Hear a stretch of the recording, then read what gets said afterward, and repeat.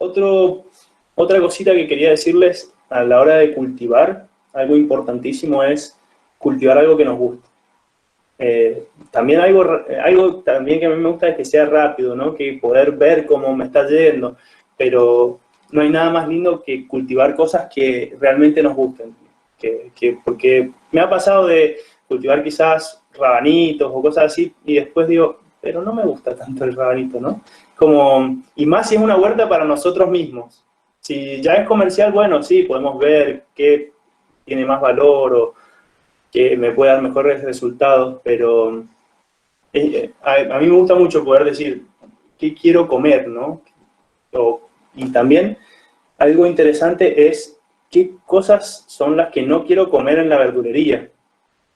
Por ejemplo, a mí me pasa con la lechuga. Yo no quiero comer de la verdulería lechuga, porque es tan rápido el ciclo de cultivo que quizás en los productores están sacando en un mes, 20 días, que muchos de los agroquímicos que usan, de los plaguicidas para matar ciertas plagas, no respetan los tiempos de carencia. ¿Qué sería el tiempo de carencia? El tiempo de carencia es el tiempo que tiene que pasar entre la última vez que yo aplico el agroquímico y que se está comiendo o se está cosechando. Y con ciertas verduras que son rápidas, eso no se respeta. Y terminamos comiendo productos que tienen agroquímicos con su principio activo y es como... oh. Entonces, bueno, eso suele pasar. Y cosas que a mí me gustan mucho son frutillas, por ejemplo, o lechugas, los tomates, no sé, cada uno igual puede ir haciendo su experiencia, ¿no? Y a la hora de decidir qué vamos a cultivar, está bueno tener en cuenta, voy a investigar qué es lo que necesita esta especie que quiero cultivar, porque no todas las especies necesitan las mismas, o sea, no tienen las mismas características y no tienen las mismas necesidades. Hay especies que se pueden sembrar más juntas, hay especies que se cultivan más separadas, hay algunas que hay que podarlas, hay algunas que hay que carpirles el suelo. Entonces, ahí también algo que les voy a adjuntar es un PDF, que tiene un manual, por así decir, yo lo uso mucho como machete, donde dice todas las necesidades, características y cuáles son los manejos culturales que hay que hacerle a cada especie. También un tip que les quiero pasar a partir de mi experiencia personal es, está bueno para partir de la huerta, partir de plantines. Si yo puedo ir y conseguir plantines, aceleran mucho los tiempos y también da cierta percepción de dónde estoy poniendo, cuál es la distancia, me aseguro que quede la distancia que yo quiero y estoy partiendo de algo que está bueno. Hay un vivero en Lulunta que se llama Vivero Lunta, que no me paga ni nada, incluso no es el más barato, pero tiene buena calidad. Y si no es mucho lo que voy a cultivar, les recomiendo, porque es mucha la diferencia entre si yo tengo que poner mi semilla y esperar que crezca y a comprar un plantín, ponerlo en el lugar. Eso es un tip que les quería compartir. Ya después, quizás, también la diferencia para cuando no partir de plantín o de semilla es cuando tenemos una semilla grande, por lo general directamente conviene partir de semilla. Semillas grandes serían habas, choclo, zapallo, todas esas no se dan bien de plantín, entonces es mejor partir de semilla y tienen muchas reservas, entonces, y también nos es fácil, podemos poner una o dos semillitas y si salen las dos, podemos sacar una, elegir la más grande.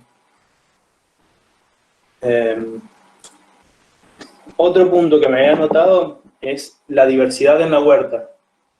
Es súper importante tener diversidad, no tanto de hortalizas como también flores.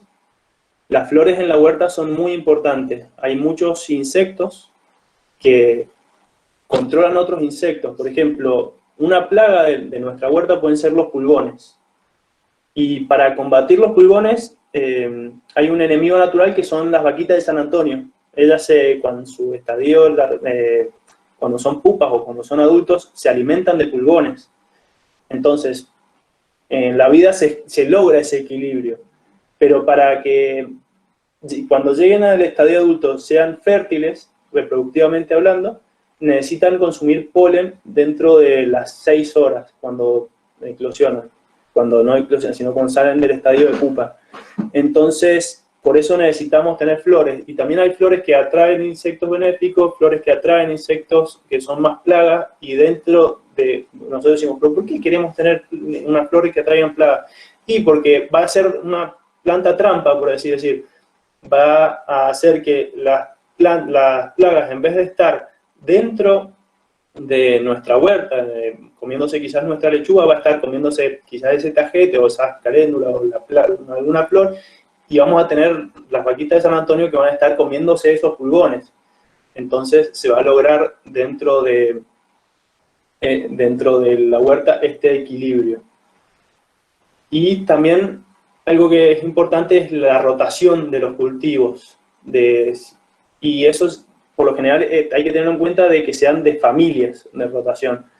Familias, por ejemplo, el tomate, la papa, el pimiento, la berenjena, son todas de una misma familia.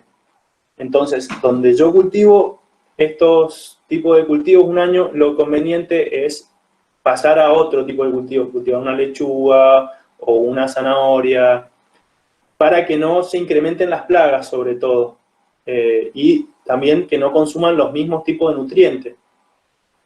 Entonces por eso es importante la rotación. Después, pasando un poco al tema de compostaje, es sin duda una buena práctica para hacer en nuestras casas o en nuestras huertas, tanto de compost como lombricompuesto. Un método que a mí me gusta mucho hacer es un método que se llama lasaña, por así decir.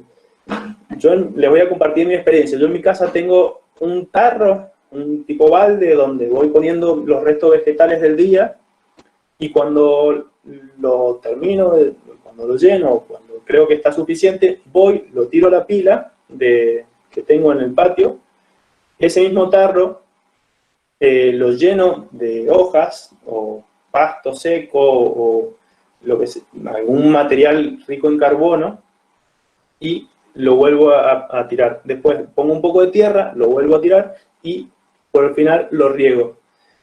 En el compost es necesario tener una relación carbono-nitrógeno, por un lado, y otra relación de humedad y aireación. Con la relación carbono-nitrógeno, yo logro que se descomponga correctamente y que genere cierta temperatura. No es lo mismo igual un compostaje en la casa que un compostaje en una finca a gran escala. En la casa cuesta que el compost mantenga esa temperatura que necesitamos para, sobre todo, matar algunos patógenos y inactivar semillas. En una finca se hacen compost grandes de 1,5 metros. En una casa, para lograr un compost de 1,5 metros cuesta un montón.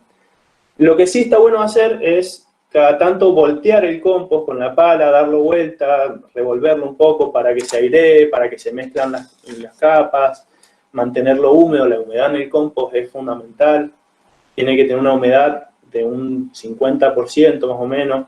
Un método para la humedad, para tener esa humedad, es: yo agarro el compost, lo aprieto, y si gotea un poquito, está perfecta la humedad. Si ya chorrea mucho y me estoy pasando en humedad, tendría que meterle un poco más de cosas secas y regarlo menos. Y si no gotea nada, es que le está faltando humedad. La humedad es necesaria para que estén los hongos y la vida, estos hongos, estos microorganismos, son los que se van a encargar de descomponer el compost, de que se haga. Entonces, por eso es importante la humedad. Y después, para el tema del lombricompuesto, a mí me gusta darle comida ya semi-compostada. Hay mucha gente que le echa la basura tipo del compost, así, en vez de echarla al compost, la echa directamente. Pero a mí no me simpatiza del todo porque necesitan como cierto tiempo para alimentarse de estos restos vegetales y necesitan una predescomposición. Entonces, lo que a mí me gusta hacer es, para las lombrices, es darle de comer compost que no esté terminado de hacer. Hacer como un proceso de compostaje de unas 3 semanas y recién ahí dárselo a las lombrices. También se les puede dar quizás guanos. El guano en el compost también está bueno porque aporta mucho nitrógeno, depende qué guano es, ¿no? Pero hay unas listas que se pueden buscar en internet que te dicen la composición o la relación carbono-nitrógeno de cada material. Por ejemplo, el pasto verde recién cortado tiene mucha relación, o sea, tiene una relación carbono-nitrógeno que tiene más nitrógeno, por así decir, y el pasto, ese mismo pasto, si lo dejo secar, tiene más carbono, el nitrógeno se va a ver volatilizado. Entonces, la relación de la que se habla para tener un buen compost es de 30 partes de carbono cada una de nitrógeno. Quizás es un poco técnico, pero para un compost doméstico no es tan necesario. Mientras nosotros tengamos en el compost cantidad de restos verdes, cantidad de materia seca, buena aireación y buena humedad, se va a ir terminar descomponiendo de todas maneras.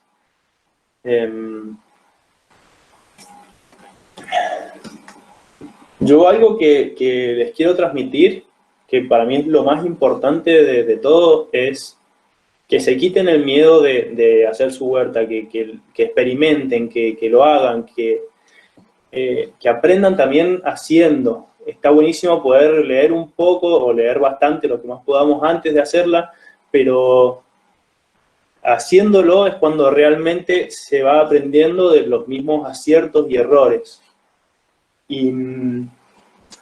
Y también tiene muchos beneficios positivos el estar haciendo tu propia huerta. Conectarse con la tierra es buenísimo, es como súper desestresante. Además vas tomando cierta conciencia ambiental. Es una satisfacción enorme poder cortar, por más que estuviste un mes o el tiempo que te tomó, y cortás y haces tu ensalada o tu fruta y la llevas, es difícil de describir, pero es muy gratificante poder alimentarte de algo que además va a estar recién cortado con toda su vitalidad,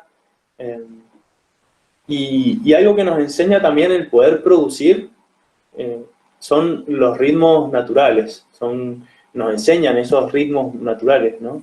Hoy, en esta época tan moderna de la velocidad, ¿no? De que tengo todo en un segundo, aprieto y doy dinero, tengo comida, es como vivimos en una vorágine que bajar unos cambios y darse cuenta de que lleva su tiempo producir alimentos y te hace relajarte un poco más, te hace bajar unos cuantos cambios.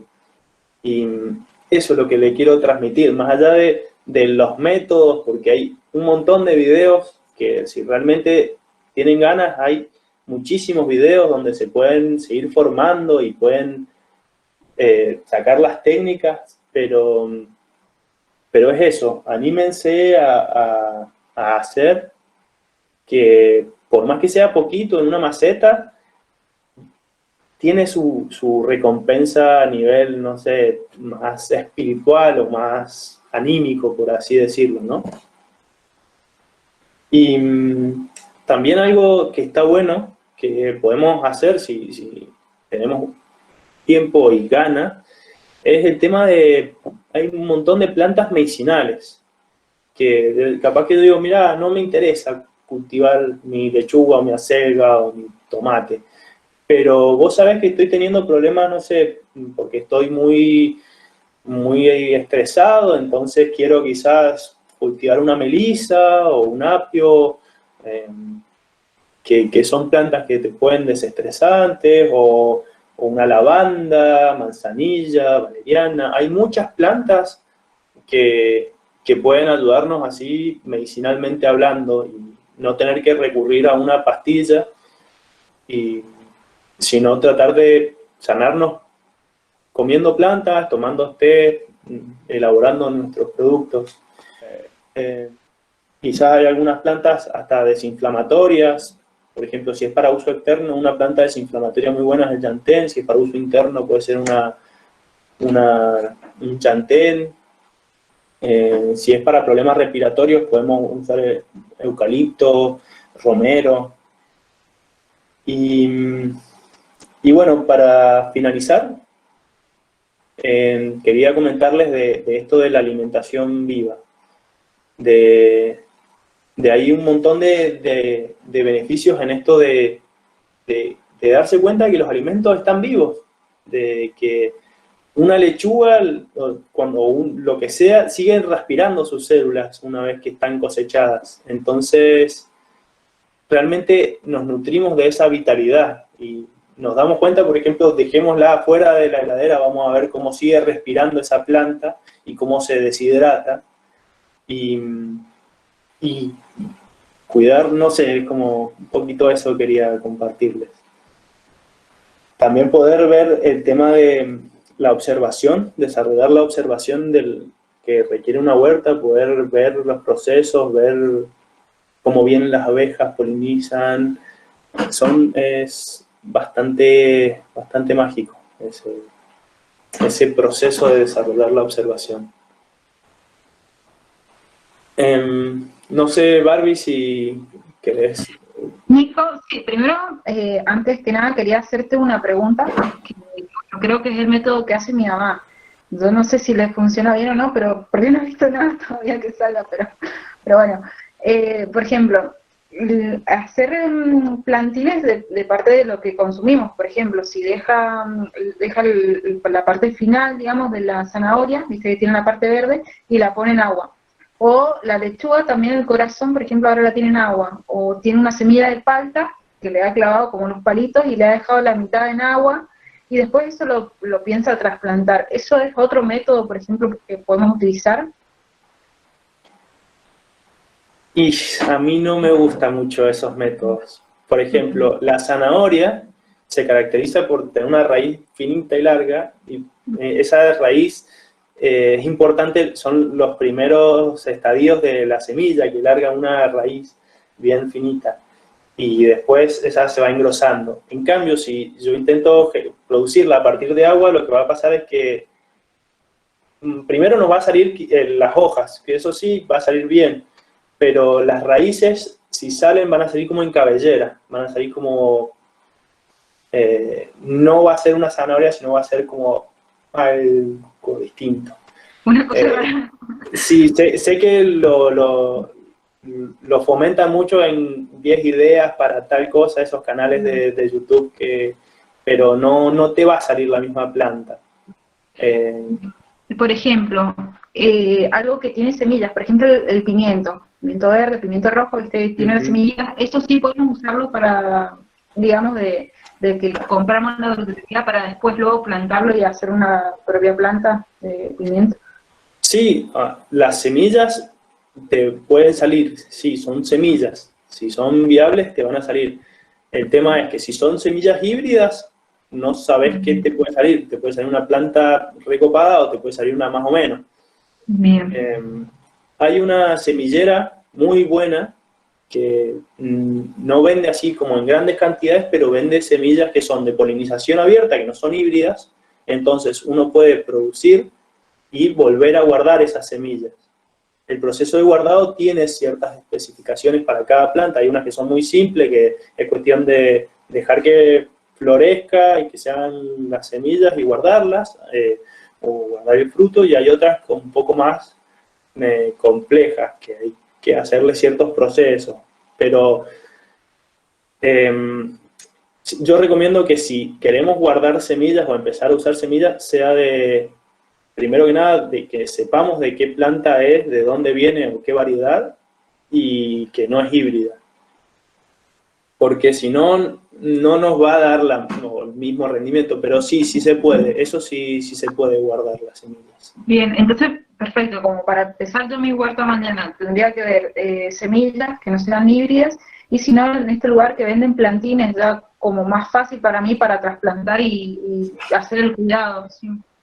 Sí, yo te recomiendo, si es la primera vez que vas a empezar con plantines. Ahora estamos en la temporada primavera-verano, estamos empezando la temporada primavera-verano, así que es la época ideal para empezar a cultivar.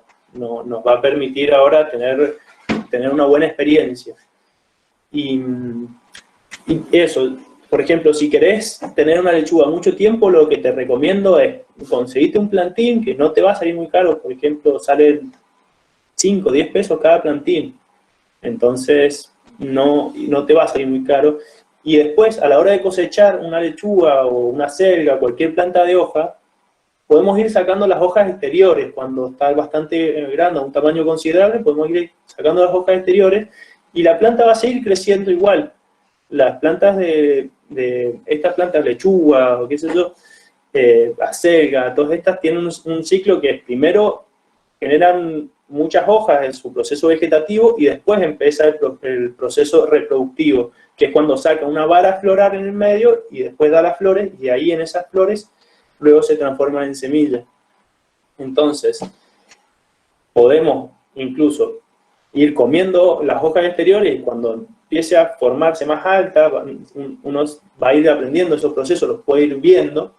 Si son plantas que no son híbridas, o híbridas también, a ver, después te pueden dar una planta que no es igual a la que vos tenías antes, que te puede gustar más, te puede gustar menos, puede ser más productiva o menos productiva, pero entonces podemos hacer todo el proceso, poder ver la planta desde que está chiquitita, cómo va creciendo, la vamos comiendo, y después dejamos que esa florezca y vamos a tener semillas que además van a estar arraigadas un poco al lugar, a cómo es nuestra forma de cultivo, y también a las condiciones de, mira, te tocó vivir en este suelo, con este clima. Entonces, con el pasar del tiempo, van arrusticándose, por así decir, van como guardando esa información y arraigándose un poco más en esas condiciones de cultivo. Bien, perfecto, Nico. Bueno, ¿te parece que comencemos con las preguntas, Nico? Por favor. Bien. Ahí le doy la palabra a Francisco Dutó, que él es voluntario y bueno, está ayudando hoy en día con esta acción. Así que bueno, muchas gracias. Bueno, Nico, muchas gracias por todo. Ahí con todos los chicos hemos estado recolectando preguntas del chat y nada, las hemos anotado, así que las preguntamos al final. La primera dice, ¿hay alguna técnica para trabajar huertas a nivel de la cintura? A nivel de la cintura hay algunas técnicas que me imagino que serán como para trabajar en bancal elevados, que se llaman también. Es como si fueran unos cajones grandes que se hacen como cama. Esto está bueno para cuando queremos trabajar con grupo de gente mayor que cuesta mucho agacharse, o gente que está en una silla de ruedas. Y son como si fueran cajas de cultivo. El tema de esto es que necesitan como o conviene poner cierto sustrato preparado, que lo ideal es que tengan como que retengan agua, que por lo general se usa turba, que drenen, por lo general se usa perlita o vermiculita, y que tengan la disponibilidad de nutrientes, que ahí se usa humus, tierra preparada o compost.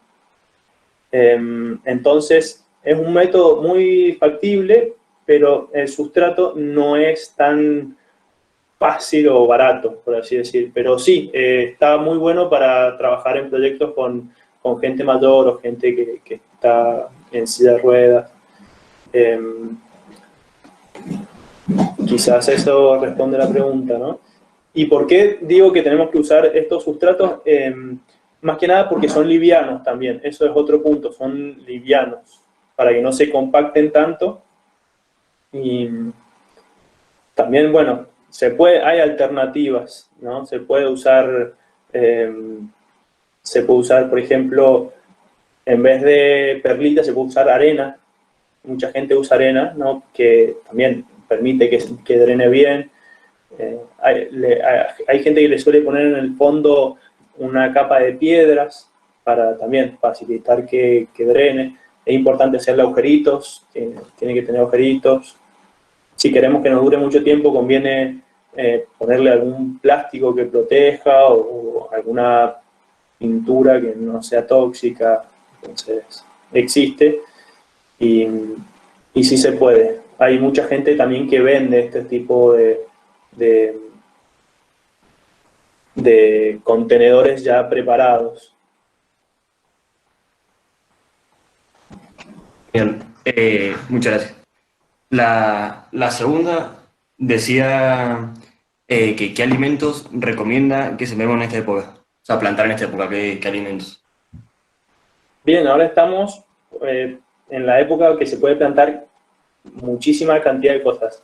Se puede plantar zapallo, tomate, pimiento, berenjena. Estamos en la época de primavera-verano, se puede plantar casi todo. ¿Qué no conviene plantarse?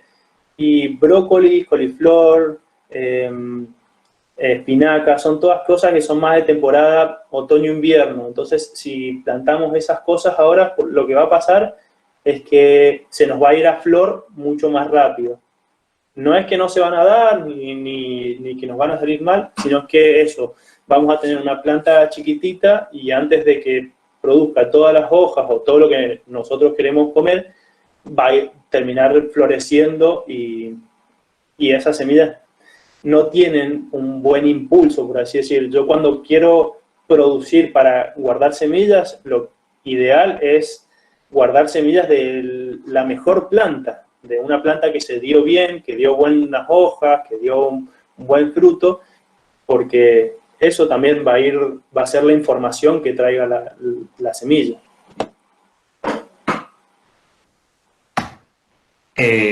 Bueno, muchas gracias. Ahora mi compañero Colo va a hacer unas preguntas, va a seguir. No sé, Colo, si...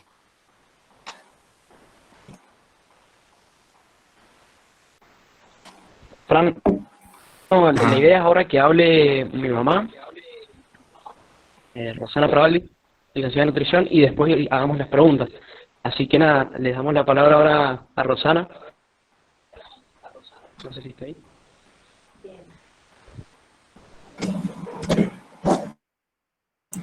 Hola, buenas noches ya casi, buenas tardes, ¿cómo les va? Bueno, les voy a presentar, a ver, un segundito que le voy a presentar una pantallita, a ver si me la podés colocar, porque no...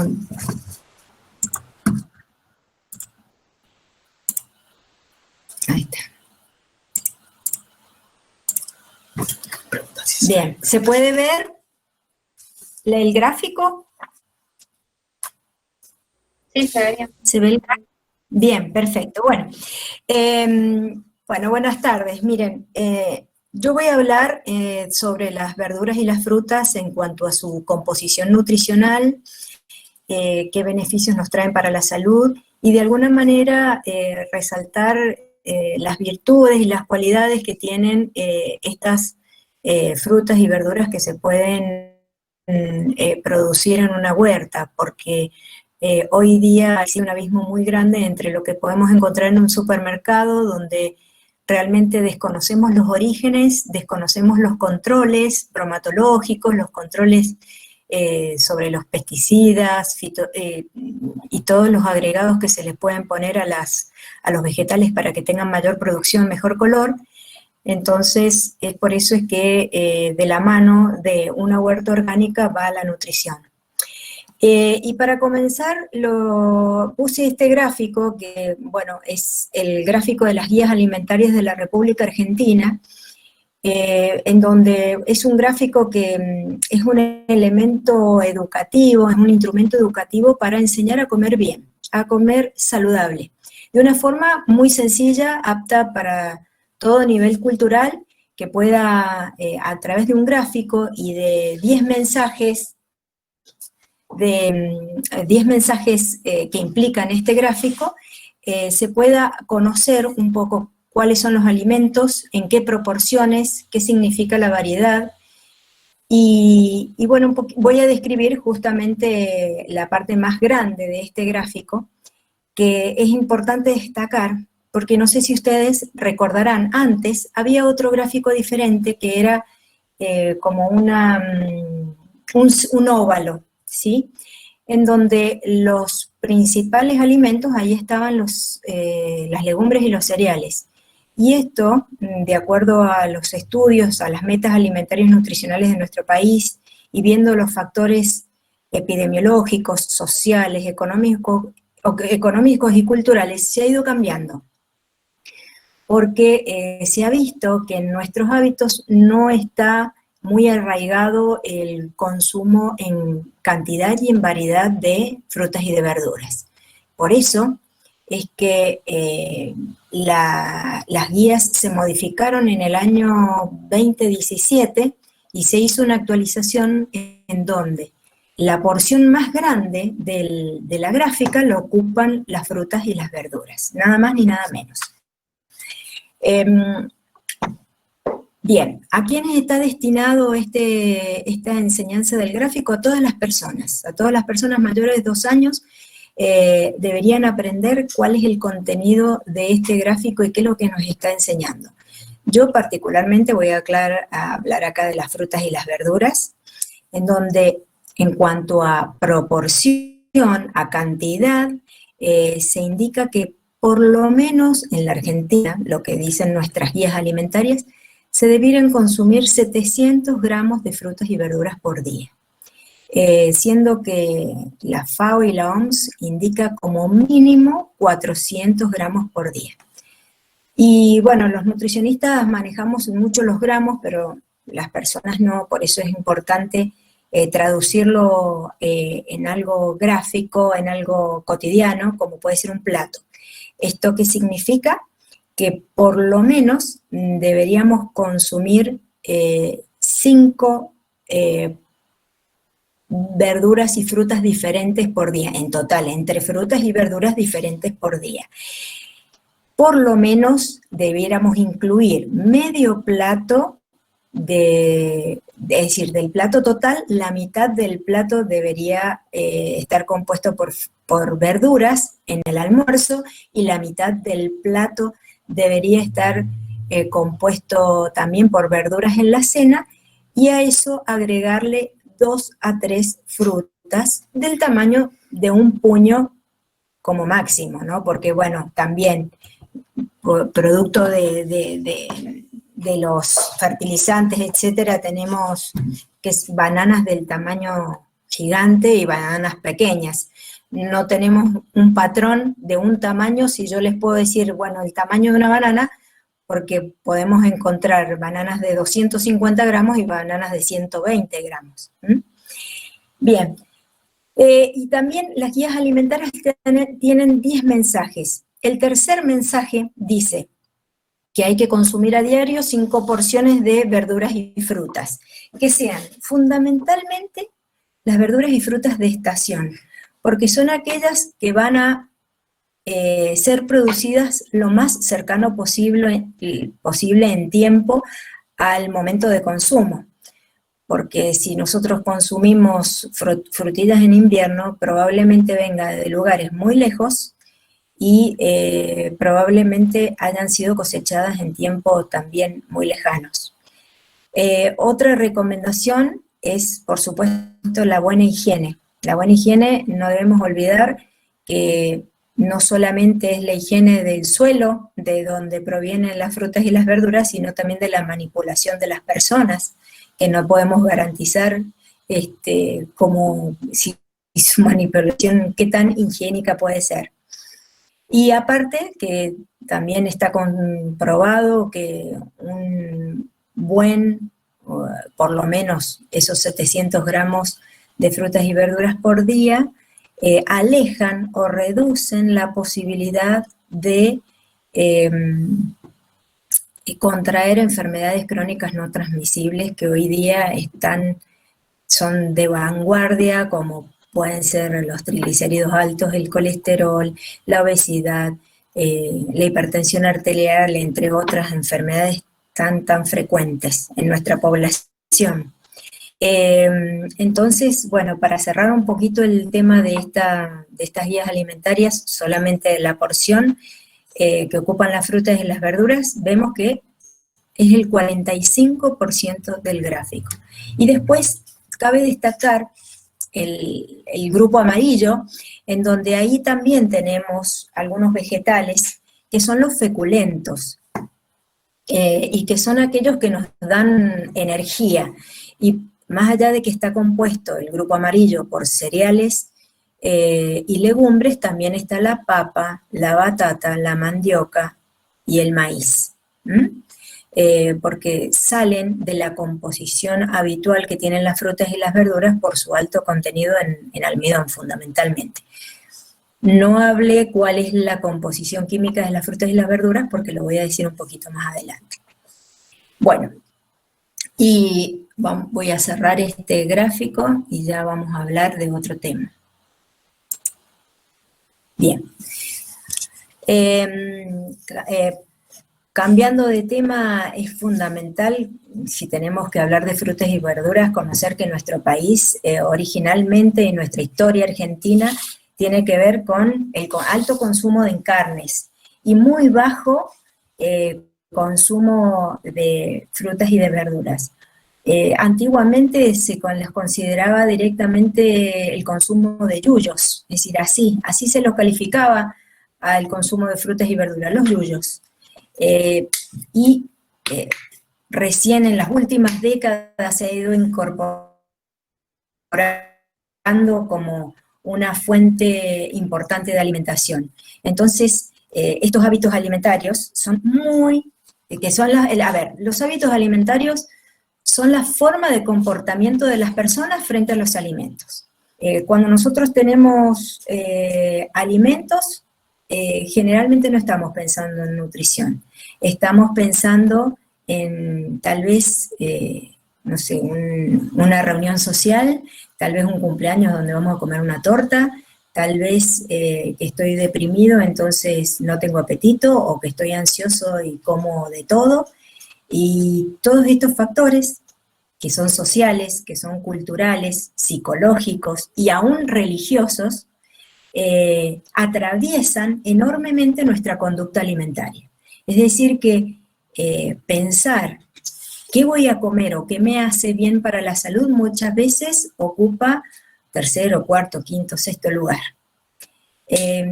Entonces, es por eso que tenemos que, digamos, focalizar muy bien y aprender de nutrición, porque la publicidad hoy día afecta enormemente el conocimiento que tenemos sobre los alimentos, sobre la composición química de los alimentos.